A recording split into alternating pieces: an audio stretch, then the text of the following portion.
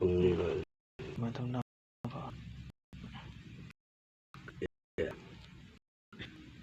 di kitab Ihya Ulumuddin ya, Rasulullah itu bersabda, dijelaskan oleh Imam Ghazali bahwa Rasulullah bersabda, anak orang Islam yang meninggal ketika masih bayi belum balik, itu sebagian riwayat mengatakan nantinya berada di pintu surga.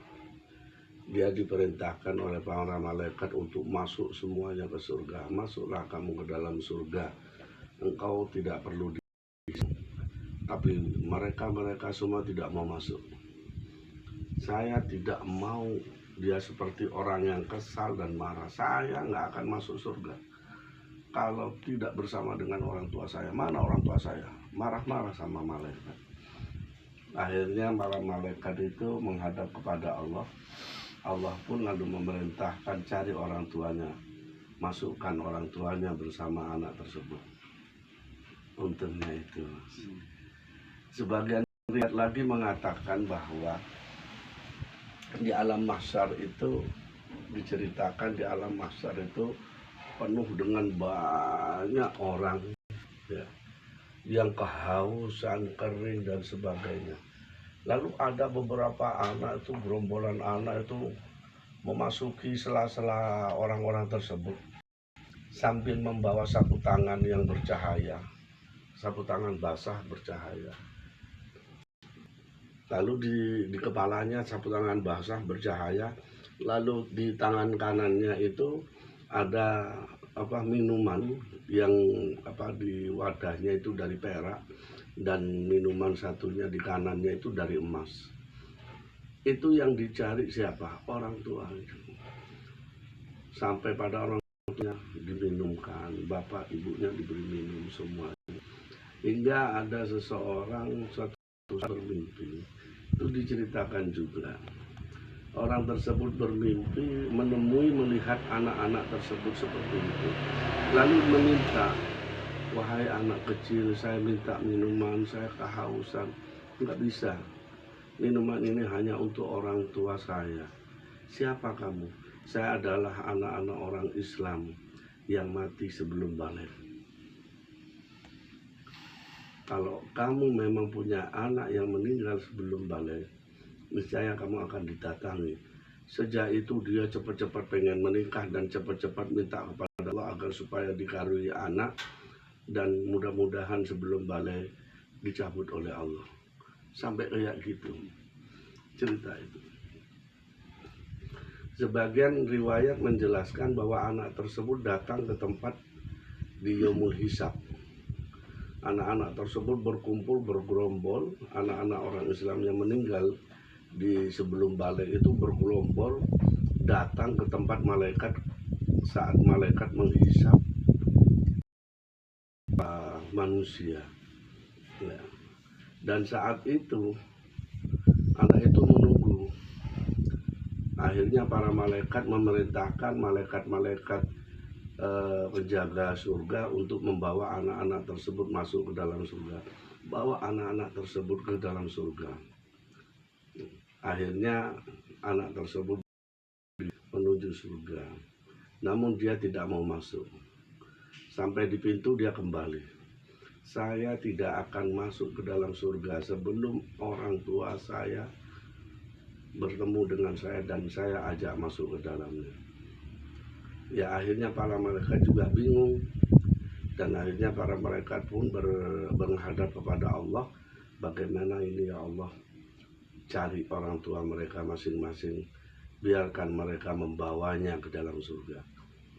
Artinya apa? Bahwa anak yang meninggal dunia di waktu bayi, sebelum dia itu dewasa, sebelum ia balik, anak tersebut bisa memberikan syafaat, penolong orang tuanya, kedua orang tuanya. Maka seharusnya sampai senang. Kalau saya ada ngerti-ngertinya, Mas. Katakan pada istri sampean, bahagialah sampean. Bahkan ada orang yang pengen punya anak, ya kalau dibunuh kan nggak boleh. Bukan berarti pengen punya anak yang meninggal masih bayi. Iya, karena apa? Lepas dari hisab. Gitu loh. Nah, sing duwe anak masih bayi, oh, seneng nih. Termasuk itu. Mas Sunan ya, sampai duwe anak bayi. Masya Allah, untuk senenten di sana. Alhamdulillah. Terus tadi istri saya juga nanya, Mas, Ustaz, sekarang dia mana? Tahu saya, tahu Mas, kalau nggak salah di taman surga. Masih kecil apa gimana? Udah paling umur 30-an kalau nggak salah itu. Berarti udah bujang deh. Kalau ke taman surga belum, dia ada di alam ruh. Tapi dia itu pintu surga dibukakan semua, Mas. Pintu surga sudah dibuka, jendela surga dibuka. Dia tidur di atas permadani, Mas. Wah, nah, sampai datang waktunya kiamat, nanti dia bangun dan dia akan mencari orang tuanya. Itu untungnya sampai As'adul Arifin itu. Makanya namanya itu luar biasa.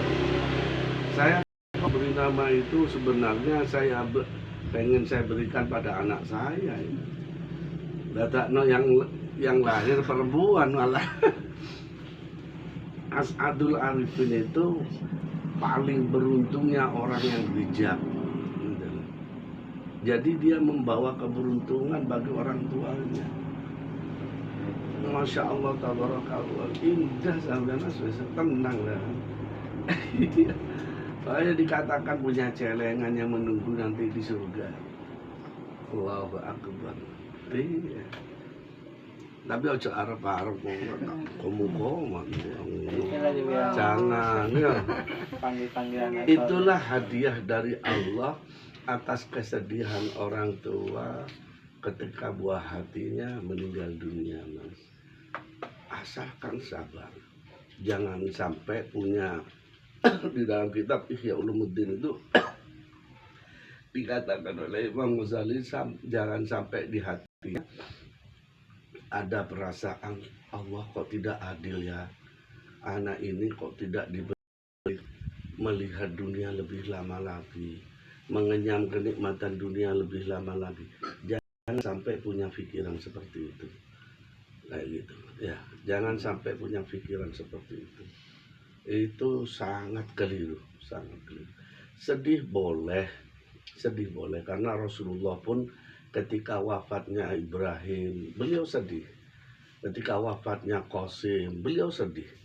Beliau punya putra, Qasim Ibrahim. Ya, meninggal waktu kecil. Belum dewasa, belum balik. Ya, masih kecil betul.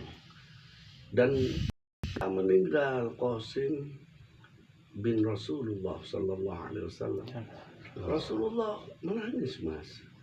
Tapi tidak sampai berlarut-larut, menangis. Wajar karena sayang,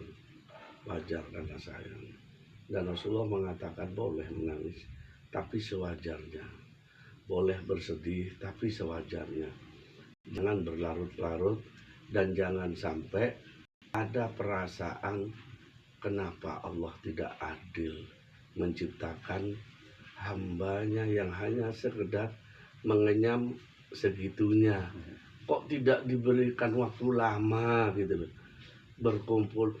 Pikiran sampean tadi itu mengatakan saya menyesal kenapa saya lahir tidak ada ayah, ketika meninggal pun tidak. Jangan berlarut-larut berbicara seperti itu, jangan sampai nanti akan timbul menyalahkan Allah. Jangan. Sampean ridho, sampean ikhlaslah, karena dialah yang menunggu sampean pintu surga. Dia yang mencari sampean di mahsyar untuk dengan membawa bokor dari perak dan gelas emas yang isinya adalah minuman Kautsar, adalah telaga Kautsar yang satu kali minum selamanya tidak akan haus. Dan itu untukkan sampean dan istri sampean. Siapa yang bawa As'adul Arifin? Masya Allah, indah, Mas. Ya, kayak itu. Ya, itu, Mas. Pak, niki enten pertanyaan. Napa ada orang yang kehilangan anaknya waktu kecil. Terus orang tuanya tersebut nggak pernah sholat, terus suka gunjingin orang, suka bicara kotor ke orang. Nah, itu gimana itu, Pak? Asalkan dia muslim, asalkan dia beriman kepada Allah, itu hak Allah. Hak Allah. Hak Allah.